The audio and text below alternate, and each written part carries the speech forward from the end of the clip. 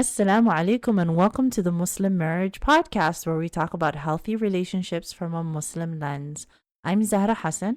And I'm AJ, and we've been married for 3 years now. And let's get started. Let's get started. For this week's episode, we're going to be, again, going to the Muslim Marriage subreddit, talking about the question in the beginning, and then spending the rest of the episode trying to answer it. And ladies and gentlemen, if you have any questions of your own, go ahead and email at support@ZahraHassanCoaching, right? .com. I will always forget the .com. You're going to get better at that eventually. Don't worry about it. Unlikely. All right. So if we go to the question, this is a brother, and he's asking, isn't Islamic marriage risky? Now, for context, I'm not 100% sure, but it sounds like this is somebody who is not Muslim or might be new to Islam. Perhaps. Yeah, and so they're asking. They could also just be Muslim. This is true, but they're asking from a practical sense, right? Yeah. They're asking this question from a practical sense. He asks, I've been to Islamic marriage workshops and watched a few videos on YouTube, and the general advice summed up is speak with a wali, figure out compatibility, and get married soon. This is 2 weeks to 1 month. Yeah. However, this seems a little problematic, especially in the West. When you speak to a potential spouse with a wali, both sides will be holding back. It's a bit uncomfortable when there's a guardian right next to you, and you can't really be yourself. And assuming you two are compatible, you don't really know how someone is until you live with them. There's also the risk of the other person hiding things or acting like they're someone they're not.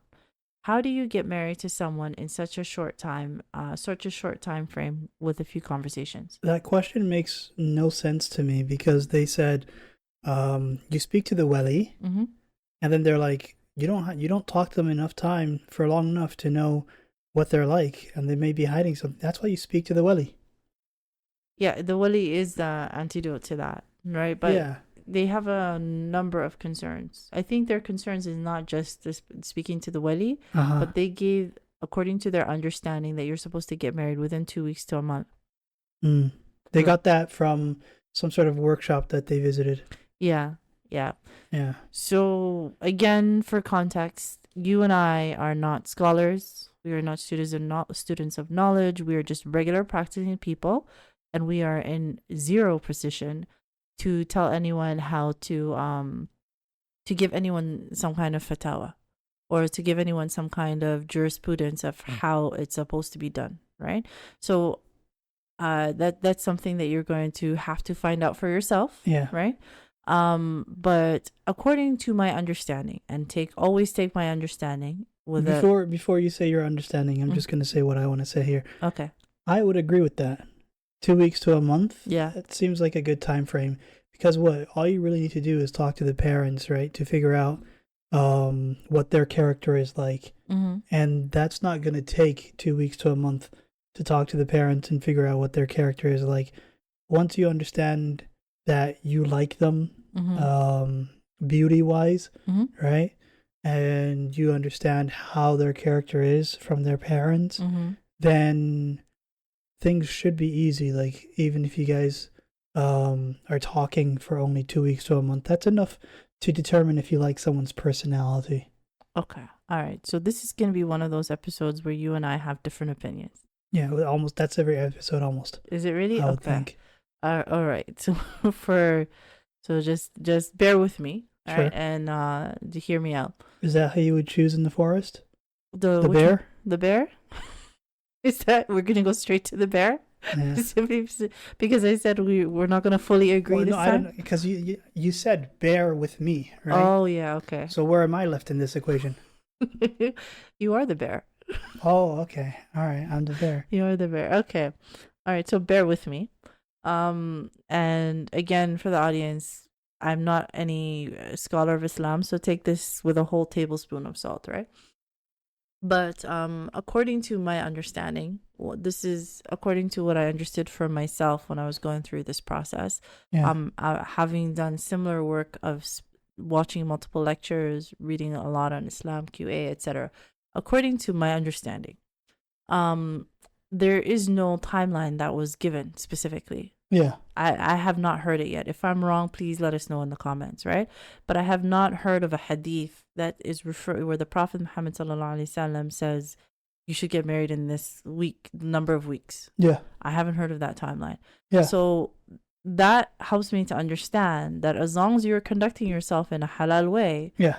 there is space in the religion for you to take as much time as you need in order to make sure that you're vetting someone correctly, Yeah. right? That there is no rush. In fact, I believe there are hadiths where the Prophet Muhammad sallallahu alaihi wasallam told us that, again, huge paraphrasing. I just remember concepts. I don't remember exact words. Sure. That rushing is not good, right? Are you talking about the one Hastiness is where not good. there was the man who was reverting to Islam, I'm not gonna remember. but he had asked a lot of questions and he had taken his time. Mm-hmm. And the Prophet Muhammad sallallahu alaihi wasallam said, "I like this man's way of doing things." I'm gonna be 100% honest. I'm gonna agree with you. I think that's the one you're talking about, because the lesson to Probably. take away from that was to not rush headlong into decisions, but to rather think about it. Yeah, definitely. So that makes sense, right? Mhm. But I don't know if that's because it was such a long time ago. And I just remember that one of the concepts. So this is whenever I'm making a decision regarding anything in life, because of that concept that I understood, I always take time, right? And I ask the people that are, etc. But so take the time that you need to vet the person. In my opinion, from working with people, from working with clients, both married and unmarried, right? Both Muslim and non-Muslim, eventually you start to see the patterns, after you've spoken to as much people as I have. There are 1 week to 2 months is too short. That's my opinion. Because the things that you are trying to rule out take longer to show up. Yeah.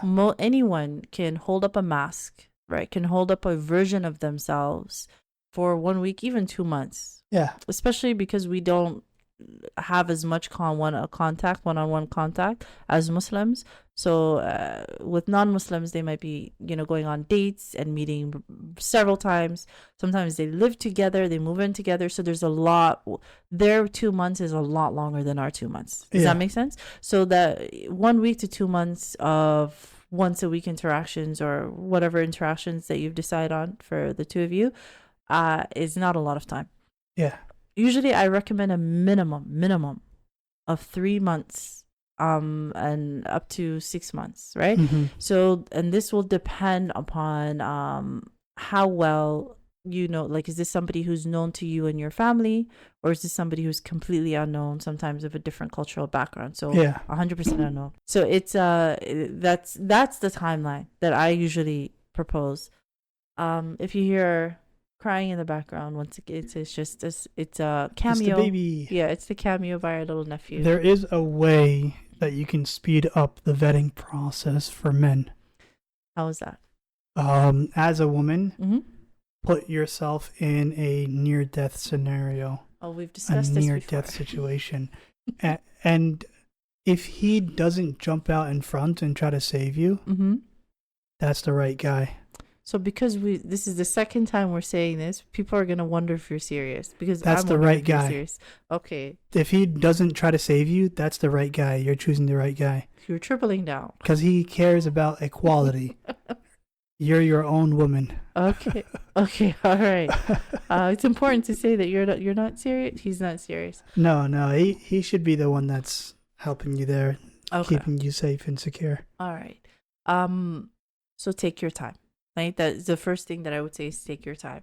The second thing I would say is that what you are trying to vet for, and that this individual, this brother, I believe, it could be a sister, but I believe it's a brother, that he was referring to specifically, he said that there's a risk of the other person hiding things or acting like there's someone that they're not, right?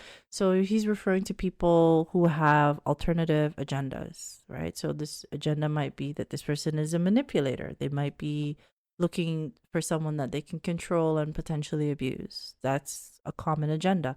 Another agenda is maybe they're looking for some kind of tangible gain, they're looking just for financial benefit, right? Or they're looking for assistance with passports, visas. That does happen, regardless of which country that you're coming from. So it's some sort of tangible benefit. So he's saying there might be some sort of agenda that's there, and he's right. Yeah. Most people can only hold up this mask for about 3 months. So by taking your time, that is one way to control for that. The second way that is very helpful that can control for that is by having a wali. Ooh. Yeah, by having a wali. And let me explain this a little bit. A lot of people understand this intuitively, but in short, men understand men and women understand women. That's just regardless of what else is going on in the discourse with respect to gender. In my opinion, that reality remains a reality. That men understand men and women understand women. There's a real life example of that, right? You have mommy's boy, daddy's girl, right? The reason why is because the men understand men and the women understand women, right? So they don't get along as well. Yeah. There's a lot more subtext at play. So as an example of this, I can tell you that out of all the people who I've met and who have cycled through my family, my brother and my dad were right about every single one of them. Yeah. Including you. Yeah. Right? They were the one. They would always see things that I could not see. Yeah. Right? So by having your wali there, right, this male individual, no matter how long, let's say you were speaking to this individual for the whole 6 months, right? And you feel like you've gotten to know them pretty well at this stage. Let's say that's the scenario that we're talking about. Yeah. And you now bring in your male relative. They're going to be able to discern information from him in that moment, in that one interaction, that you would not have found out any other way. Similarly, if my brother, for example, brings a young lady and he says, I want you to speak to this young lady. I've been speaking to her for 6 months or whatever it is, right? I'm going to be able to understand more from that young lady in that one interaction than he ever will. Simply because we have our own shared language of subtext. That like I know what she's saying in a way that he won't know what she's saying. Yeah. And similarly with men, he will know what this man is saying better than you will know what he's saying. Yeah. Another extra evidence to back up that claim. Any person who has dealt with a manipulator, or when I say manipulator, specifically people who have narcissistic personality disorder, right? Yeah. Or somewhere on that spectrum. One of the hallmarks is that they do not like to speak to male relatives. Yeah. Right? This Muslim or non-Muslim. Yeah. They will specifically avoid speaking to your dad, your brothers, your uncles, male relatives. They will avoid because it will be too hard for them to maintain the mask with the male relatives. Yeah. This is also true sometimes for women who are narcissists. Yeah. They won't want to speak to the gentleman's female relatives. Yeah. Because she won't be able to play his mom and his sister the same way that she's playing him. Yeah. Does that make sense? That makes sense. Yeah. That makes sense. So, why did I have to ride a bicycle through your house? You're going to have to ask my dad. I don't. Yeah, because like I understand the other men cycling through. Okay. Right? But oh, that doesn't make me sound good. Why did I have to ride a bicycle? It's just standard. That's just a standard practice. Oh, I'm glad I didn't cycle through. Okay. It's finding a spouse. Yeah. In this generation is so much harder than it was in previous generations. It is exhausting. It challenges you. It pokes at every single core wound. It's draining financially. It's a whole thing, right? Yeah, that makes sense because people are more in tune with the dating apps. People are more accessible to each other. There isn't that. It's not like easily visible. Yeah. Right. Before you could tell if someone is trying to flirt with a girl, they'd have to approach them in person, right? And anyone could see like, oh, that boy's trying to get with that girl, right? Yeah. But now with everything online, people can do it in secret, and you would never know. Yeah, there definitely is that dimension to it. I think a bigger another large dimension is that many of us, I mean, there's definitely a number of brothers and sisters who are reverts who listen to the podcast, Yeah. right? But speaking as someone who is an immigrant, who immigrated to this country, Yeah. for many of us, our parents, when they immigrated to the West, that was they carried with them the way that things were done when they grew up in their generation. Yeah. And in their generation, without the internet, where the people you had access to were the people in your immediate vicinity, Yeah. and everybody knew everybody. People were just sort of matched up. Like you would go to school. Matchmaking, Yeah, yeah. yeah. You would go to school and you would know that there's Abdi and Muhammad and et cetera, et cetera, et cetera. Yeah. And your family would know who they are, and you just simply choose who you're compatible with, and you inform your parents, and away you go. That's what it was. I want to remind everyone that my wife is Somali. Oh. And she knows how to pronounce Muhammad. Oh. But she pronounces it Muhammad so that she can be accessible to every listener. Is that what it is? Yeah. So, okay, I'm glad you clarified that. But that's what it is, right? Whereas now for us, we don't have that sense of community. That was taken away from us. Yeah. Right? I don't just mean for the immigrants, for the people in general, immigrant and non-immigrant, communities were removed. Yeah. Right? Because individualism was played up. And as the communities go away, you are now in little isolated pods of just your family, and that's it. So now, in order to be able to find a spouse, you're going to have to go venture out into the unknown and meet people who are completely unknown to you. Yeah. And we don't learn how to do, like, we don't learn there's a whole set of skills that is required to be able to do this, that we don't learn from school, from our parents, because where would they learn that, right? So there is a gap. There is a societal gap here, and we have collectively, as a whole generation, fallen through this gap. Yeah. But again, like I have told people in the past, I have faith in the ingenuity of this generation, In Shaa Allah, of that they will make it easier for the next generation, that they will create new societal structures, new apps, with technology, without technology, to be able to make it easier for the next generation to find safe spouses and start rebuilding our happy, healthy homes, In Shaa Allah. Inshallah, we make that gap a little smaller. With this podcast, that's the whole intention. We turn it into a baby gap. I like that one. That was good. That was very solid.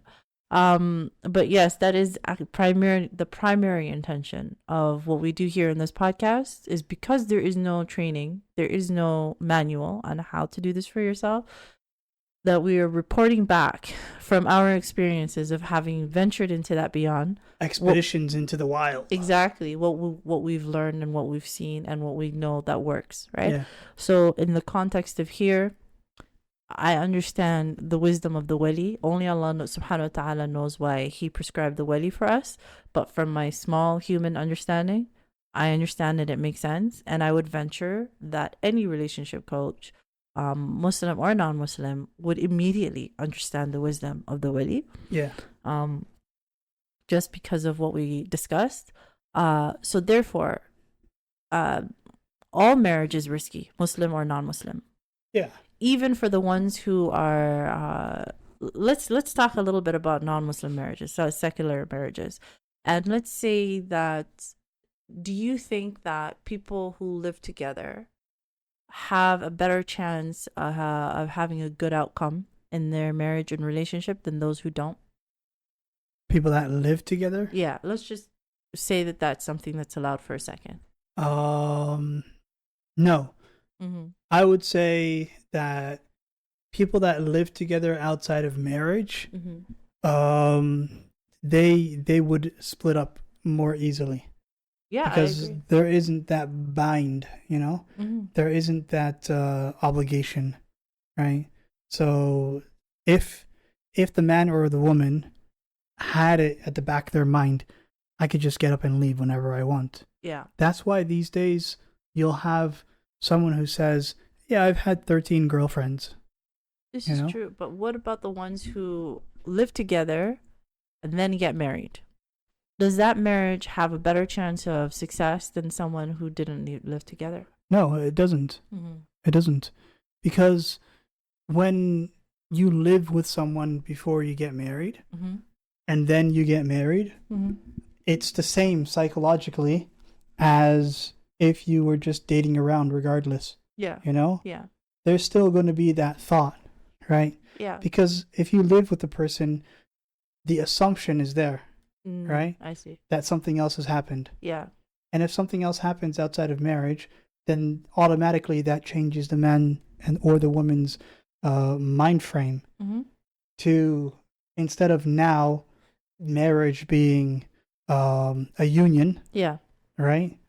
Now it's a shackle, you know? Oh, I see what you're saying. Honestly, Because you yeah. were already living with the person Mm-hmm. and you already had all these benefits Mm-hmm. without the obligations. Yeah. And then now you add the obligation. The obligation by itself is just an obligation. So only negative has been added. Only negative has been added, Mm. right? Because you already drained all the positive. We did talk about this a couple of episodes back, so we are touching back on the subject. Yeah, but I get what you're saying. That probably is a big part of the reason. Yeah. But just statistically, I just simple Google of this topic of seeing whether or not cohabitation leads to a better outcome for married couples. It just does not. The most recent study was done, I think, Denver University, I think it was, 2023. Again, they found that it does not. Yeah. And the numbers were pretty big. There was a pretty big gap. I would think that it leads to worse, right? I would think people that get married, like right off the bat, their very first wife would have a higher chance of staying married, right? Yeah, that's what I think. No, I never thought about it like that, and you're probably right that if you are living together and then you get married, all that adds is negative. Because many times I would ask this question of people back when I was coaching people who are non-Muslim, of how did it feel for you before you were married and after you're married, since you were living together? And very often they would say, honestly, it hasn't hit me. It doesn't feel different because nothing has changed, right? Other than the ceremony, nothing has really changed. We just continue life as is, right? Yeah. So, for example, if you're living at your home, as an analogy, and you're living with your family day to day, with your siblings and your parents, and then one day we just change the address in your house. Yeah. That's it. We're just going to change. Instead of living at 1, 2, 3, 4, you're now living at 4, 3, 2, 1. Yeah. Yeah, it's not gonna really feel different. Do you see what I'm saying? Yeah. It's a simple analogy, but that's a big part. And it depends on, because he's saying that he thinks Islamic marriage is risky. It depends on what you compare it to. Yeah. Are you comparing it to secularism, no religion? Yeah. Right? Because if you're comparing it to no religion, then what's the point of getting married in the first place? Right? Yeah. Because marriage is under religion. It's under God. Yeah, it's, it's usually a religious. So if you guys are without religion, then there's no sense in getting married, right? Yeah. Christians, a lot of them don't know this, but once you get married to one person under Christianity, if you guys divorce, you can never get married again. At the very least, she can never get married again. That's it. She's done for the rest of her life. She can never get married again. Yeah. I think he can't get married again either. But it's more so they talk more about the woman here, right? So that's more risky than Islam. SubhanAllah. But I did not know that. But when you're speaking about the risk, right? And you'll hear me say this all of the time, regardless of who it is that you're getting married to, regardless of how well you know this individual, it does not matter. It could be your third cousin who lives down the street that you grew up with. Yeah. It does not matter. At the end of the day, caveat, by the way, before. The only time that you can remarry is if he committed adultery during the marriage, and then you guys get divorced for that reason, then she can remarry. But if it's for any other reason, they can only separate. Okay, that's very interesting. Yeah. Or if they get divorced, they can never get married again. All right. Yeah. You know, the more you know that rainbow from The More You Know? Yeah. That's going through my mind. The more I know. I learned Because something knowledge is today. power. G.I. Joe. Of course. But yeah, so in general, marriage is a very risky endeavor because at the end of the day, you're going to be in a house with a stranger.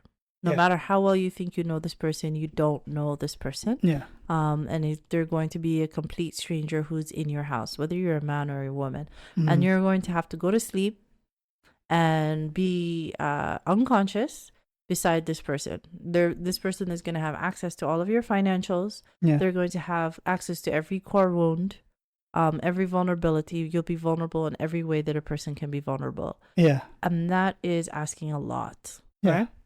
So by definition, marriage is going to be a risky endeavor. And everything that I do tell you here in this podcast and everything that I teach clients during coaching or webinars is to help you mitigate and reduce that risk as much as possible. Yeah. Right? And bring that down as much as possible. Two things that bring it down specifically is number one, taking your time to make sure that you are vetting however long that you need to vet this individual. And number two, having a wali. It really does. It really does. Just having a second set of eyes who speaks the same body language, the same subtext language that this person does, is just going to give you a wealth of information you don't have access to. So those two things are ways to really and honestly mitigate the risk in a way that living together will not. For those of you that still don't understand the importance of the wali, when you're getting a passport, they ask for 2 guarantors, people that have known you for at least 2 years. And that's for getting a passport. Yeah, that's true. Right? Yeah. So getting married, it's more important that you get that guarantee, right? That guarantor, the wali. Absolutely. Absolutely. You're a very big proponent for speaking to the parents. Yeah, I mean, yeah. Yeah. No, like I don't parents, I don't just mean the wali. Yeah. But I'm saying for both the men and the women to speaking to the parents. The parents are the observation tower, you know? Yeah. Like if marriage is a war. Oh, okay. The parents have already done the intelligence gathering for you. And if the parent is sincere, right? And this is something that they might actually be questioned on the day of judgment, right? If the parents are sincere, they're not going to cover the flaws of their children. They're going to tell the person who's interested how their child actually is, right? Their actual character. They're not going to try to sweep it under the rug or anything like that. So that's a big if, in my opinion, if the parents are sincere. That's if the parents are sincere. If the parents are not sincere, right? Then if you guys do end up getting married, Allah does find a way to mend the hearts together. Yeah, that's true. Because when I say sincere, I mean, like, I don't mean maliciously. I mean that anyone who has children will know that they're extremely biased when it comes to their child. Yeah. Right? They just want the child out of the house. This is true, but when it comes to their son and their daughter, they will speak some like truth, but it will be sugar-coated about the flaws of their son or daughter. Yeah. What tends to happen more often that I've seen, right? Is the brother or the sister? No. I mean, like, because parents already know their children, they understand, they have a good idea of who will be compatible with their children, right? What tends to happen more often is that instead of talking to the other, they will spend some time looking and observing the other person, and then going back to their child and saying, this is a good match for you or not a good match for you. So this is why the way in which I'm a proponent of listening to your parents is just take their advice seriously. Right? Especially In Shaa Allah, if your parents are, emotionally healthy, and there's, for many of us, not everyone, it has to be said, but for many of us, your parents have your best interests at heart. Then you take their advice is golden. Their advice is golden. I can tell you that every single person that my dad told me, this is not the one for A, B, C, D, and E, he was exactly right. And the same for, and my brother is younger than me, right? Yeah. So my younger brother, who I had a hand in raising, he, Tabarakallah, was also extremely correct and said, what you're not seeing is A, B, C, D, and E from this gentleman. Yeah.